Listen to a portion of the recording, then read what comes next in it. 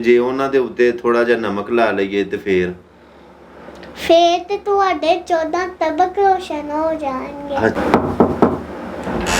Doctor साहब आ जाइए। आ जाओ ਤੁਹਾਡਾ ਹੀ ਨੰਬਰ ਹੈ। अच्छा जी मेहरबानी।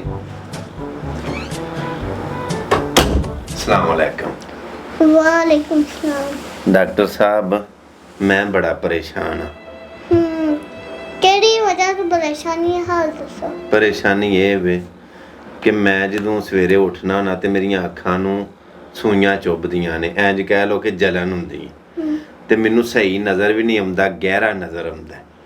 ਤੇ ਮੈਂ ਤੁਹਾਡਾ ਬੜਾ ਨਾਂ ਸੁਣਿਆ ਸੀ ਕਿ ਡਾਕਟਰ ਖਦੀਜਾ ਹੰਜ਼ਰਾ ਸਪੈਸ਼ਲਿਸਟ ਨੇ ਅੱਖਾਂ ਦੇ, ਤੇ ਤੁਹਾਡੇ ਕੋਲ ਇਸ ਵਾਸਤੇ ਆਇਆ ਕਿ ਕੋਈ ਹੱਲ ਹੈ ਵੇ ਇਹਦਾ ਵੀ ਇਲਾਜ ਹੈ ਜੇ ਤੁਹਾਡੇ ਕੋਲ। ਹੈ ਅੱਖਾਂ ਹਾ ओहो इंज नहीं ਕਿੰਜ ਫਿਰ इधर थोड़ा नेड़े हो ਜੀ। ओहो बड़ी खराबी ਹਾਂ ਵਾਕਈ ਬਹੁਤ ਮਸਲਾ ਜੇ ਮੈਨੂੰ ਤੇ ਬਹੁਤ ਟੈਨਸ਼ਨ ਦੇ ਵਿੱਚ ਆ ਮੈਂ। ਤੇ ਕੀ ਇਹਦਾ ਹੱਲ ਹੈ ਤੁਹਾਡੇ ਕੋਲ, ਕੀ ਇਲਾਜ ਹੈ? हाल वे खीरा 2 खीरे ਕੱਟ ਕੇ ਉਹ ਅੱਖਾਂ ਤੇ ਰੱਖਣੇ ਨੇ। 2 ਖੀਰੇ ਮਤਲਬ ਉਹ ਲੰਮਾ ਖੀਰਾ ਤੇ ਉਹ ਕੱਟ ਕੇ ਵਿਚਕਾਰੋਂ ਤੇ 2 ਪੀਸ ਅੱਖਾਂ ਉੱਤੇ ਰੱਖਾਂ? ओहो इंज भी नहीं ਕਿੰਜ? ਜਿਵੇਂ ਉਹ ਸਲਾਦ ਚ ਨਹੀਂ ਕੱਟੀ ਦੇ ਜੀ ਇੰਜ ਉਹਨੂੰ ਜਿਵੇਂ ਪਹਿਲਾਂ ਕੱਟੀ ਦੇ ਬਣਾਉਣ ਵਾਸਤੇ। ਠੀਕ ਮਤਲਬ 2 ਟੁਕੜੇ 2 ਪੀਸ ਕਰਨੇ ਨੇ। ਹਾਂ ਠੀਕ ਹੈ। ਤੇ ਉਹ ਅੱਖਾਂ ਉੱਤੇ ਲਾਣੇ ਨੇ। ਹਾਂਜੀ। ਤੇ ਜੇ ਉਹਨਾਂ ਦੇ ਉੱਤੇ ਥੋੜਾ ਜਿਹਾ ਨਮਕ ਲਾ ਲਈਏ ਤੇ ਫੇਰ ਤੇ ਤੁਹਾਡੇ 14 ਤਬਕ ਰੋਸ਼ਨ ਹੋ ਜਾਣਗੇ। ਅੱਛਾ ਡਾਕਟਰ ਸਾਹਿਬ ਉਹ ਨਾ ਹੋਵੇ ਕਿ ਨਮਕ ਮਿਰਚ ਲਾਇਆ ਮੇਰੀਆਂ ਅਗਲੀਆਂ ਅੱਖਾਂ ਵੀ ਜਾਂਦੀਆਂ ਰਹਿਣ।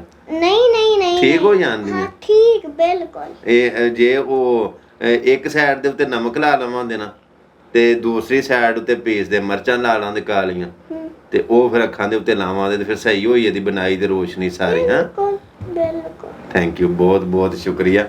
ਹੁਣ ਮੈਂ ਇਹ ਆਨਾ ਵਾ ਪਿਆ ਜੇ ਇਹਦੀ ਬਜਾਏ ਤੁਹਾਡੇ ਕੋਲ ਕੋਈ ਕਤਰੇ ਹੋਣ ਜਾਂ ਕੋਈ ਦਵਾਈ ਹੋਵੇ ਤੇ ਉਹ ਇਹਦੇ ਨਾਲ ਉਹ ਨਹੀਂ ਠੀਕ ਕੰਮ?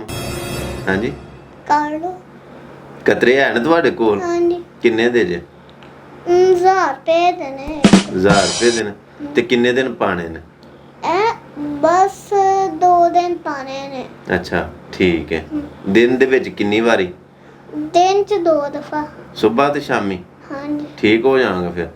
ਤੇ ਪੈਸੇ ਤੁਹਾਨੂੰ ਦੇਣੇ ਨੇ ਕਿ ਜਾਂ ਇਹ ਕਾਊਂਟਰ 'ਚ ਦੇਣੇ ਨੇ? ਕਾਊਂਟਰ ਤੇ ਦੇ ਛੜੀਏ? ਹਾਂ ਠੀਕ ਹੈ ਜੀ। ਮੈਨੂੰ ਕਤਰੇ ਦੇ ਦਿਓ, ਤੁਹਾਡੀ ਮਿਹਰਬਾਨੀ, ਬਹੁਤ ਸ਼ੁਕਰੀਆ। ਤੇ ਤੁਸੀਂ ਮੈਨੂੰ ਚੈੱਕ ਕੀਤਾ ਤੇ ਥੈਂਕ ਯੂ। ਫਿਰ ਜਾ ਸਕਨੇ ਇਜਾਜ਼ਤ ਹੈ? ਹਾਂਜੀ। ਚੰਗਾ ਜੀ। ਬਾਹਰ ਪੈਸੇ ਕਾਊਂਟਰ ਤੇ ਦੇ ਦੇਵੀਏ? ਹਾਂਜੀ। ਠੀਕ ਹੈ। ਅੱਲਾ ਹਾਫਿਜ਼। ਹੈ ਮਿਹਰਬਾਨੀ। ਹੁਣ ਦੁਆ ਕਰਿਓ ਜੀ। ਸ਼ੁਕਰੀਆ।